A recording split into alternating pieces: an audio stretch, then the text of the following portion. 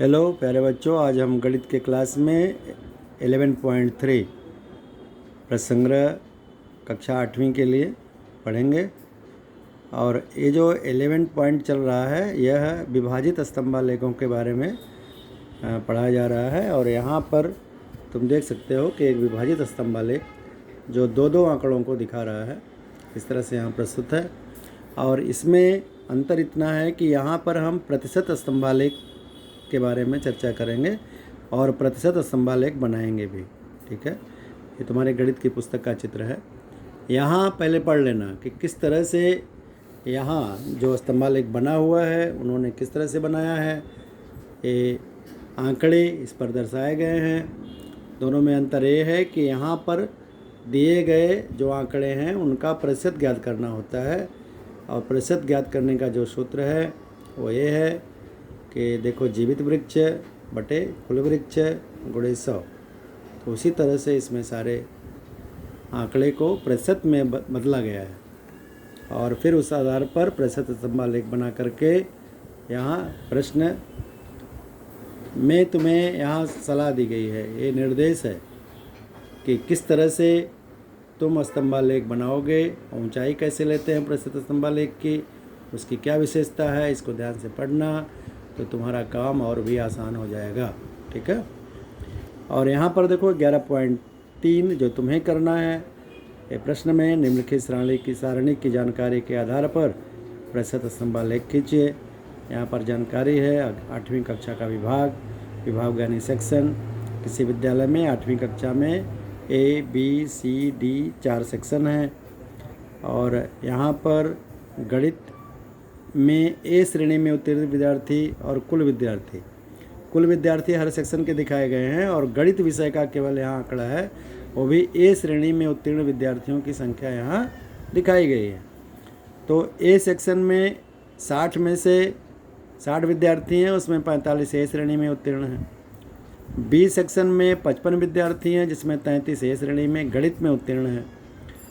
C section में 40 विद्यार्थी हैं, जिसमें A श्रेणी में 10 गणित में उत्तीर्ण हैं, और D सेक्शन में कुल 75 विद्यार्थी हैं, और जिसमें गणित में A श्रेणी में 15 विद्यार्थी उत्तीर्ण हैं। तो इस आंकड़े को हम प्रतिशत स्तंभालेख पर कैसे दिखाएंगे? ठीक है, तो जैसे यहाँ पर दिखाया गया है कि प्रतिशत स्तंभालेख के सभी स्तंभ 100 इकाई ऊंचाई का लेते हैं। तो यहाँ मैं तुम्हें बताऊंगा कि जो मैंने यहाँ दिखाया है तो 100 इकाई ऊंचाई तक के स्तंभ तुम्हें बनाने हैं पूरा। और जैसे दिए गए आंकड़े को यहाँ पर तुम्हें दर्शाना है, और इसका पहले प्रतिशत ज्ञात करना है। प्रतिशत में मैंने देखो यहाँ पर ज्ञात किया है कि A विभाग के उत्तीर्ण विद्यार्थी जो A श्रेणी में हैं वो 45 हैं, और कुल विद्यार्थी संख्या 60 है। तो प्रतिशत ज्ञात करने के लिए 45 बटे 60 गुणे 100 करके जब हमने उसको काटा, तो जैसे शून्य से कटा, ये 10 हो गया, ये 6 हो गया। 3 से काटे, 3 दूनी 6, 3 15 45, तो यहाँ पर 15 हो गया, यहाँ 2 है, यहाँ 10 है, 2 पच्चे 10, ये कट जाएगा, फिर 15 और 5 बटा 15 पचे 75। इस तरह से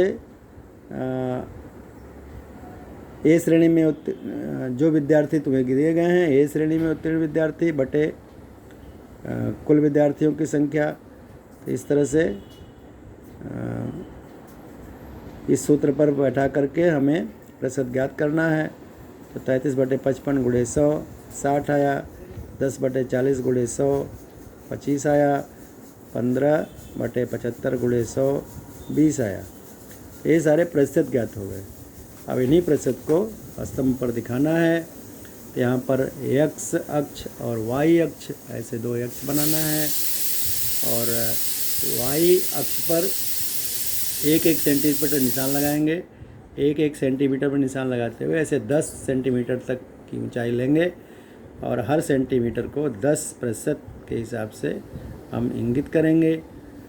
और दूसरे जो X अक्ष पर है हम विभाग लिखेंगे, ABCD जिनके बीच की दूरी समान हो, ऐसा तुम अपने में निश्चित करना अपने ग्राफ पेपर पर। यहाँ ग्राफ पेपर नहीं है, फिर भी सादे पेपर पर भी मैंने बनाया है।